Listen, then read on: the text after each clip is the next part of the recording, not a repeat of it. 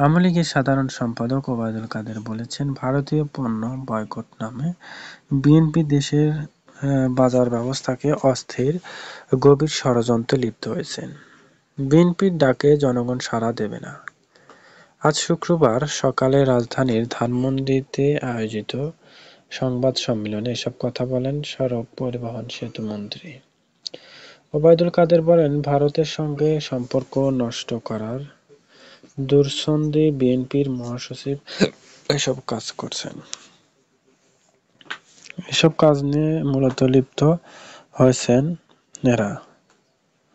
তো এইসব কথার সঙ্গে জড়িত থেকে তারা এইসব কাজে লিপ্ত হচ্ছে বলে জানিয়েছেন তারা জানিয়েছেন যে মূলত এই কাজের সঙ্গে যে সকল বিষয়গুলো রয়েছে তারা সেগুলোর সাথে জড়িত হয়েছে। এখন এইসব কার্যক্রম কেন করছে বা কারা করছে সেই বিষয়ে খতিয়ে দেখতে হবে বলে জানিয়েছেন।